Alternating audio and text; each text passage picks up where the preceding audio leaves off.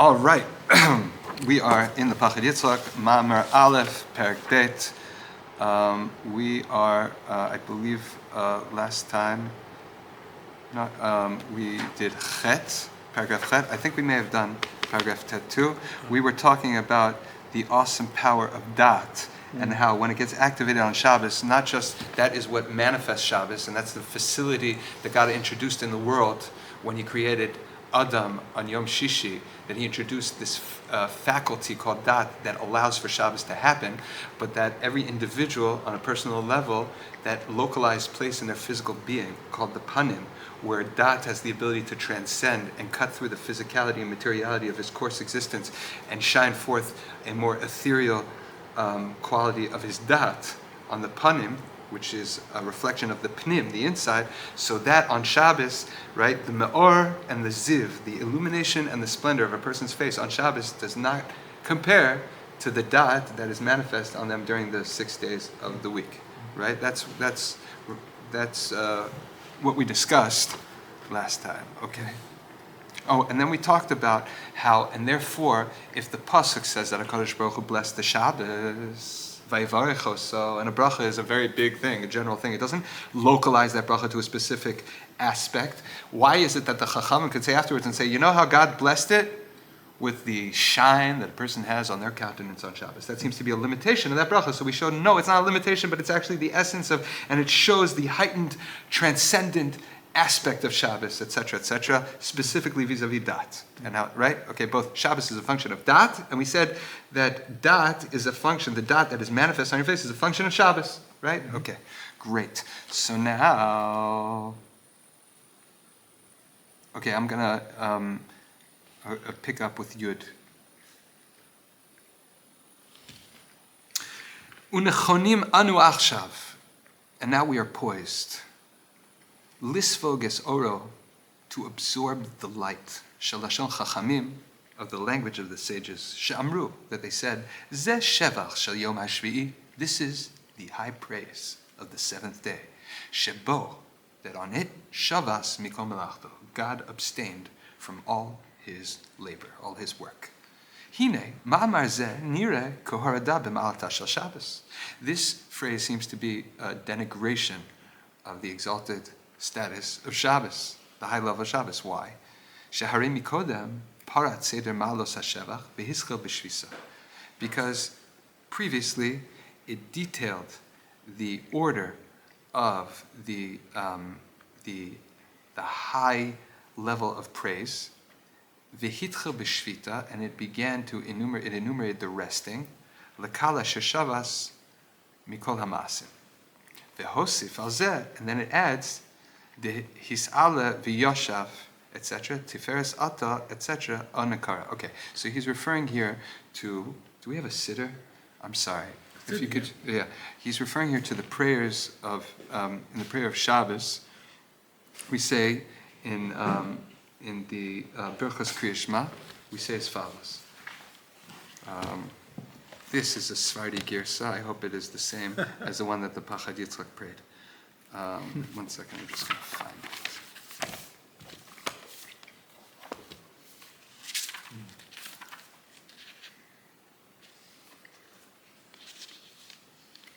Okay.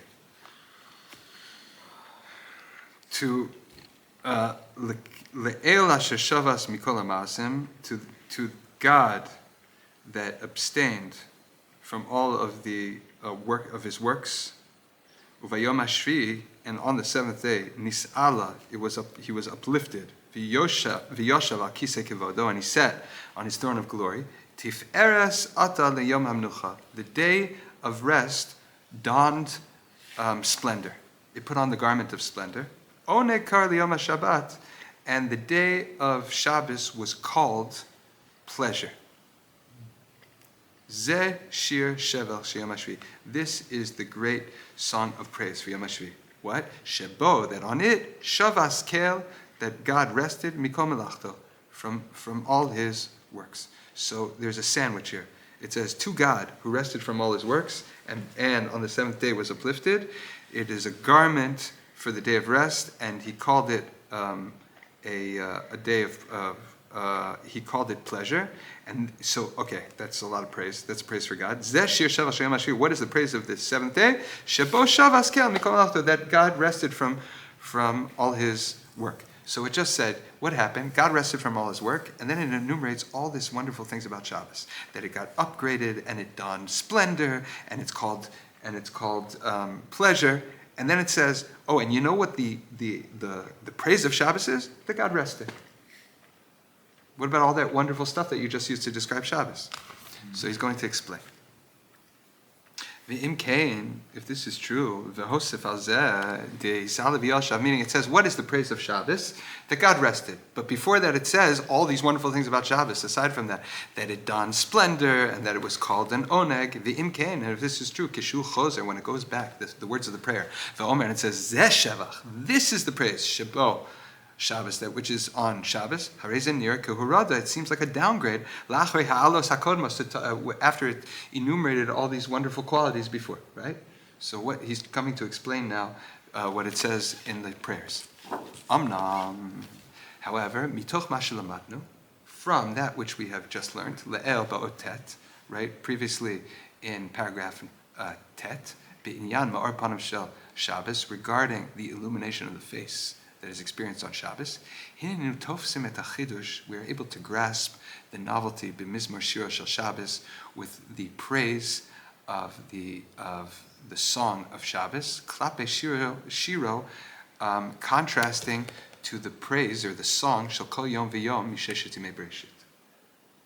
Let's examine. It's right. The prayer alludes to the song of praise. The song of praise is the Tehillim, the chapter of Tehillim that's said to represent each of the days of the week. So Shabbos, what is special about the quality of the Tehillim? Now we're going to take a moment, totally different inyan, and we're going to discuss or analyze some of the fine points of the Mizmor Shir of Shabbos in contrast to the other prakim of Tehillim that correspond to the other days of the week. And we're going to try to note a special quality here. כי בעוד שבעצם פרק השיר של כל יום ויום לא נתפרש שהוא השיר המתייחס ליום מן הימים, that while the actual chapter of song, which is reserved for each and every day of the week, it is not expressed specifically within that chapter, that it is the chapter of that day of the week. Meaning none of the Perkei Shir of the days of the week say, Mizmor Shir Liyom Rishon, Shir Liyom Sheni. But on Shabbos, it actually, the chapter for Shabbos is one that states about itself, I am the song of Shabbos. Yeah. Right? Hine Oto HaPerek Tehillim, that chapter of Tehillim, Asher Hu Shirta Shel Shabbos, which is the song of the praise of Shabbos, Mefarish et Atzmo, articulates itself, Umegala et Inyano, and reveals its subject, Shehu, which is Mizmor Shir Liyom HaShabbat. That's actually in the words of that chapter of Tehillim. Amnam, and he's saying, however, that is actually that is a perfect expression of the qualitative difference of Shabbos and the rest of the week. Ki al kain shirat yom yom mityacheset hi l'mayma b'reisha shel oto yom. Every praise, every chapter of Tehillim is the articulate of that particular day, is an articulation of the nature, the character of that particular day in Bereshit. Maamar u'maamar v'yom shelo. Every utterance, meaning every day of the week had its particular utterance. And that utterance characterizes that particular day. You know, like we were talking last time, that every day of the week is actually a sphera. Mm-hmm. And that sphere, the contents of that sphere, you can look at the utterances of the day that are, meaning each utterance is linked into that particular phase of the 7 phases of the week of creation. Okay? Yom v'yom, each and every day, v'shir shelo, and its particular song, what it says, how it articulates its essence, how it gives praise to God.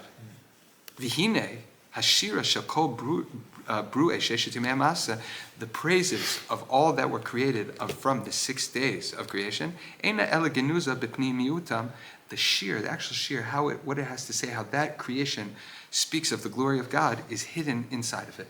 It's not directly revealed. It's a pnimiut aspect of what you see as the manifestation of God's creation, but it actually has a hidden essence in it, which is the sheer of that utterance, that level of reality which was invested as an utterance in that particular day.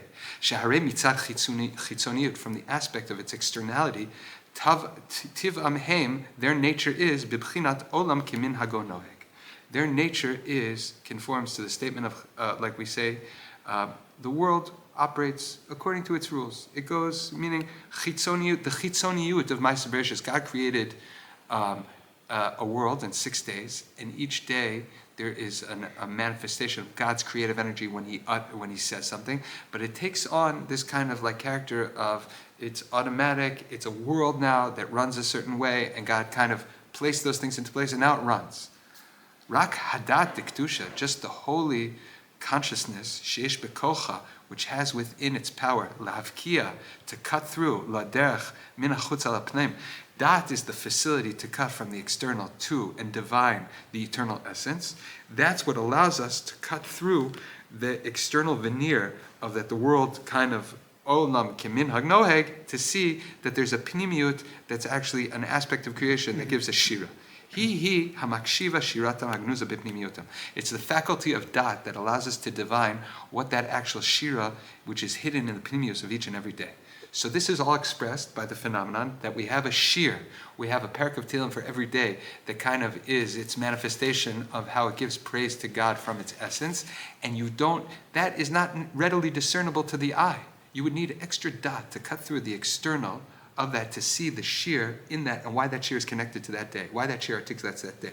So that the shir itself, that parak Tehillim, doesn't say, I am the shir of that particular day. Amnam, however, koach zeh shel hadat, this ability of the faculty of dat, diktusha, of holiness, which cuts through livkoa to penetrate et achutz, the external, the outside veneer of reality, bechinat hateva, that which presents itself as a regulated, automatic nature, and to be able to divine the pnimiut within, nolad, that is born b'shvitat Shabbos u'beberchato, the reality of Shabbos, of the resting on Shabbos, the cessation of the level of the 6 days of the week on Shabbos, and with its bracha, that creates the faculty of dat, which cuts through back into, when it looks back into the 6 days of the week, and it can divine now their internality as opposed to their externality. Okay?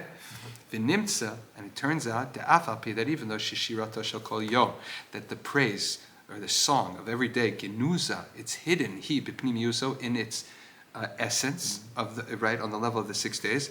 Mikol makom, nevertheless, oto hakoch, that same power, hamegale pnimiutzu, that reveals this inner quality, meaning dat lo nivra ba'oto yom, was not created on that day. Ubehet'em lakach, and appropriate to this, or fitting in with this, ein hashira shel kol yom v'yom, shel kol yom megale al atzmo ki hi shirato shel yom ploni. Therefore, this song of that day cannot testify about itself. Because there's no dat. Right. It's hidden in the pnimiut. Ki arei koach gilui, the power that can reveal it, of a song, of a shira, einu nichlal, it's not included in Maamar Bereishis shel yom zeh. Meaning, Nasa Adam is not Yom Rishon, Nasa Adam is not Yom Sheni, Nasa, right? It's only, right? Shona mizeh, what's different, behechlet, totally, hu shira shel Shabbos. Ki harei etzem hakoach shel gilui hashira, meaning that is after Yom Shishi, where there's dat, right?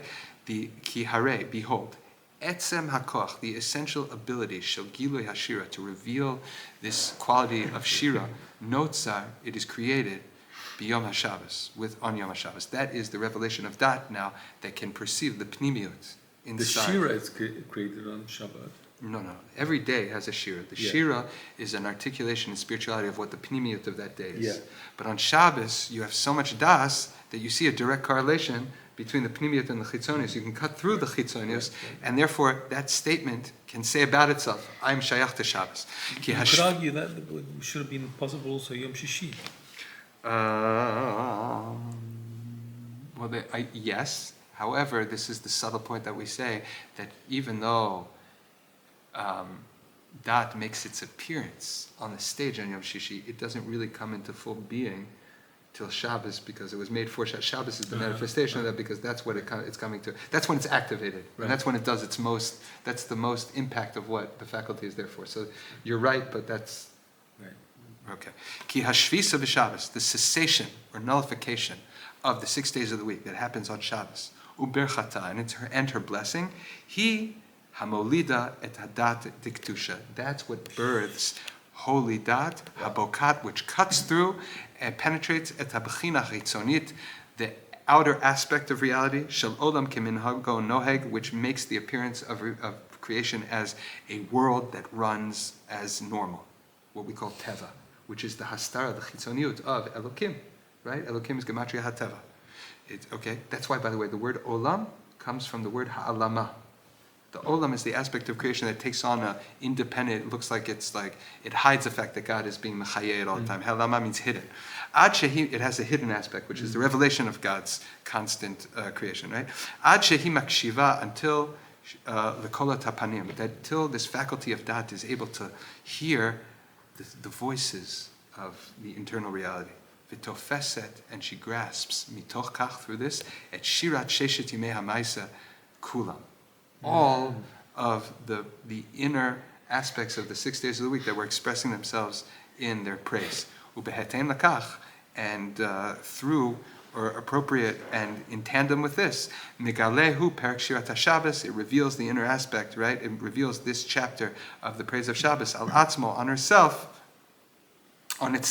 shehu shirata shel Shabbos, mipnei, because shekeshem she'etzem tochen hashira, just like the actual internal essence of that praise, shayechu leShabbos, it is directly relates to Shabbos, kimokein, so too, shayechi koch hagilui hashir leShabbos. The ability to reveal what the shira is also uniquely connected to Shabbos.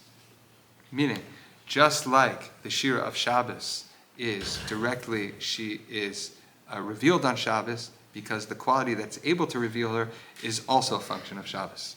Both the dat and the shira are a function of Shabbos. V'nimtza, and it turns out, ki ein shir shel Shabbos matchil min tov lahodos. Right? What are the words? It says mizmar shir liyom haShabbos. A double language. Mizmar is a certain type of praise. Shir, another type of praise, and another piece he contrasted to and talks about. There's mizmar shir to the day of Shabbos. Tov lahodot ladonai ulezamer l'shimcha elyon. It is good to praise, to give praise, the third level of praise, to Hashem, ulezamer, and to praise, to Hashem, ulezamer l'shimcha, to your name, to your high name. Okay, it doesn't start with that. There's an introductory verse that says, this is the Mizmar Shir L'Yom HaShabbos. Elisha Tevos, the words, Mizmar Shir L'Yom HaShabbos, Hein Mechlal Etzem Shir HaShabbos. That's not an introduction. That is part of the praise of Shabbos itself. Part of the praise of Shabbos, the chapter that's designated as the Shir for Shabbos, is that it can say, what's the praise of Shabbos? That I can say today's the praise of Shabbos. Meaning there's something about Shabbos that has that extra faculty of dat, that it's able to, the fact that I could say on Shabbos, today's Shabbos is the praise of Shabbos, because Shabbos received in her bracha dat that allows me, enables me to say today's Shabbos. You know, I have a problem with all of this, and that is that you would have thought that dat was activated when they ate from the tree, because it's a tree of... No, that's the dat of Tov V'Ra. Yeah, that's not dat. Dat is not Tov V'Ra. So what's the difference between dat and dat of Tov V'Ra? Oh, our dat is not a function of the tree at all. Chas v'sham. Our dat is, we are meant to have dat. Nasa Adam. The problem is that when we ate from the tree, our dat was corrupted to only a dat of Tov V'Ra. Our dat was now contextualized by the experience of Tov V'Ra. That's the big downfall. Perfect dat doesn't take into account Tov V'Ra. Tov V'Ra, this is like a whole, this is going to be a digression, but Tov V'Ra means good or bad, and that's entirely subjective, as opposed to emet v'sheker. Right. Dat is all about mitziut, what is and what isn't. When we ate from the tree, our dat was corrupted to be contextualized by our feelings of Tov V'Ra. Yeah, but that's a mitigated, that's not dat. Our dat is not a function of that. That's our corruption of dat. But you're saying, on the one hand, that dat of Shabbat was activated on the onset of Shabbat. No, it means that the creation of dat by Nasa Adam was meant all to fully, where it really happens, is meant to activate on Shabbat, Shabbos, by design. That's all it means. Right. In terms of the story of Adam and whatever happened, that's his story. But the introduction of das in creation, which was done on the ground through Adam, that was introduced on Yom Shishi. And where do you see das really? You don't even see das on Friday compared to how das is manifest on Shabbos, because it reveals, by revealing Shabbos, Shabbos reveals really what das is. So das is not really fully active on Friday. My problem with all of this is in the order. If you're saying that was activated on Shabbat, that was after eating of the tree, which was the damaging of the dat. So how can a damaged dat activate or be conscious of Shabbat? Okay, so I'm going to try to say it differently now. Okay, there's the level of what happened when man got involved in what God did in the plan. And then if you just look at the anatomy and the structure of the cosmic idea of dot itself by design, what we're doing is we're looking at it by design. Forget what happened in Shishis Mebreshis. Right. We see what God's design was. Right? Adam's actions were not part of the design. The design was that it needed to appear. The moment of appearance in the story was on the 6th day, but you don't even understand what that is till the 7th day, where it's like that's the environment where it's made to shine. Right. That's what we're talking about. That you see that by design, dot is introduced on the 6th day, and yet its full implications and ultimately what it does to creation, which is the ultimate point of creation, only happens or can only be seen or revealed on the 7th day. Okay? Yeah. Okay. So, meaning you're asking from now you can understand why it was so terrible what happened, and that, it's very interesting because there's different midrashim, meaning Adam Harishon, we all know he sinned on Friday. Yeah. He was meant to be kicked out of Gan Eden. Right. When was he kicked out? Motzei Shabbat.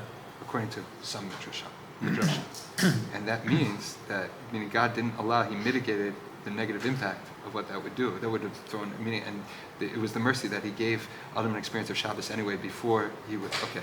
So that's really the point. The point over there is that now you can appreciate, if you know by design what God intended, and then you look at facts on the ground, you'll know how bad it was, because like we said, I only started because of the shtiklach to think about Adam Harishon never really experienced a Shabbos.